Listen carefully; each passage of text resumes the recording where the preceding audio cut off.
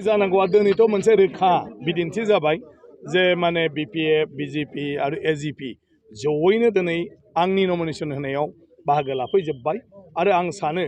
जि हाजार हाजार मानसिफ्रा दिनै खावलायनाय लेखा बेवहाय नमिनेसनाव आंजों हेफाजाब होफैबाय बेखिनि मानसिया जुदि थानानै खामानि मावोब्ला माने गासिबो जायगानिफ्रायनो जोङो समर्थनखौ मोनगोन आरो आं सानो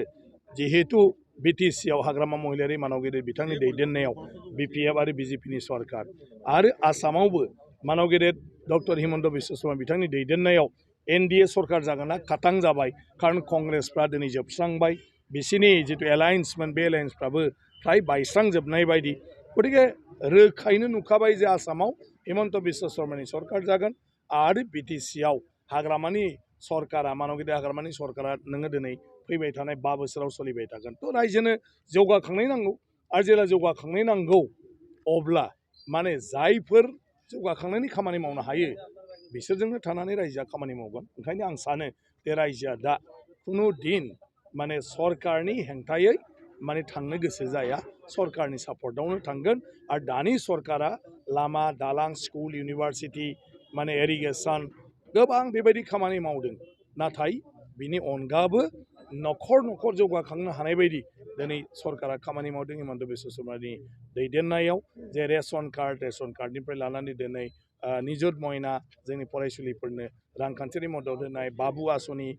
लानाय फरायसाफोरनो रांखान्थियारि दिनै स्किम होदों दिनै अरुणोदय जोंनि माने गरिब मानसिफोरनो बेखौ होदों दिनै पिएम किसान आबादारिफोरनो बे आसनिखौ होदों दा बेबायदिनो सानथ्र'हायै महिला उद्यमिता गासै आइजोफोरनो बिमाबो मोन्दों फिसाजोबो मोन्दों बिहामजोबो मोन्दों माने बे रोखोमनि जाहाथे न'खरा जौगाखांनो हायो गतिके बेजों थाया आरो दस्रा सोरजों थानो रायजो राजाया ओंखायनो आं सानो मा आङो सासे एनडिएनि केन्डिडेट हिसाबै बे बिसायख'थियाव आं बेबायदि जेबो गोब्राब जागोनखौ नुहुराखै आंखौ सासे दिनै केन्डिडेट हिसाबै आंनिफ्राय माने गाहाम हामलायनाय बावहरदों केन्डिडेट हिसाबै बाखिथ' दा दावहा माने भटनि दावहा गतिके रायजोनि खाथियाव जों थांनांगोन दा रायजोनि खाथियाव जों मा मेसेज लानानै थाङो आरो बेवहाय रायजोआ सोरनिखौ मोजां मोनो ओंखायनो अलरेडि बुंबाय आंनि मेसेजआ जौगाखांनायनि आंनि मेसेजआ बिटिसि सरकारनि दारै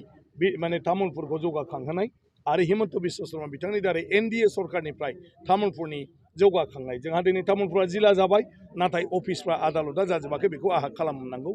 दिनै जोंहा मेडिकेल कलेज जाबाय बेखौ जों जाहाथे फैगौ बोसोरावनो एकाडेमिक सेसनखौ आरम्भ खालामनो हायो जोंहा दिनै मडेल कलेज दं नाथाय न' बां लुनाया जाजोबाखै गतिके बिनि थिखादारखौ जुदि माने आयेनगत भाबै बे मावनांगौ मावाखैबा ब्लेकलिस्ट खालामनानै गोदान थिखादार लागायनानै बोसोरसेयाव न'खौ कमप्लिट खालामनानै जोङो साइन्स स्ट्रिमखौ बेवहाय आरम्भ खालामनो हायो नामा खारन तामुलपुराव जोंहा साइन्स स्ट्रिम गैया थ' बिनि अनगाबो आबादारिफोरनि थाखाय इरिगेसन मानसिफोरनि थाखाय लोंनाय दै आरो बेबायदिनो माने मा होनो जोंनि लाइमोनफोरनि थाखाय माने बोरैहाय जोङो बिसोरनि जिउखौ गायसननो थाखाय साख्रि बाख्रि मोननायनिफ्राय लानानै सोब खामानियावनो बिसोरखौ माने आखा फाखा खालामनानै स्किलनि ट्रेनिं होनानै जोङो माने मोनसे कर्म संस्थापन जायखौ एमप्लयमेन्ट जों होनो हायो बिनि खामानिखौ जों मावनांगोन आरो बिनि थाखाय आं माखासे प्लेनिं लाबाय थादों आरो आथिखालनि मुगायाव जोङो डिजिटेल बे मुगायाव माने एआइनि दारै गोबां खामानि मावनो हायो न'आव थानानैनो बेफोरखौ मावनो हानाय आं गासै जोंनि लाइमोनफोरनि थाखाय माने राहा लागोन बाय माने टिकेट मोननो थाखायथ' बयबो बोलो होगोन खारन बयहाबो मोनसे माने इस्सा थायो जे गाव जिउआव जुदि एमएलए जानो हायो एमपि जानो हायो रायजो राजानि खामानि मावनो हायो बेबायदि माखासे थायो ओंखायनो पार्टियाव जिहेतु नेमानो बेनो जे बयबो टिकेट बिनो हायो नाथाय जोबनायाव पार्टिया सायख'नानै सासेखौल' होयो थिग जोंनाबो बेनोमोन बिजेपिआबो लुगैदों जायगा बिनि उनाव बिजेपिनि गेजेरावबो साथाम साब्रै टिकेट नागिरदों बिपिएफआबो नागिरदों जायगा आरो बिपिएफनि गेजेरावबो साथाम साब्रै टिकेट बिदों अदेबानि दा जिहेतु गासै पार्टियानो जनानै फाइनाल खालामबाय दा जाय फाइनाल खालामबाय बेनोसै आरो बेखौ जों बादा होनोबो हाला आरो दा गासिबो ज' जानानै दा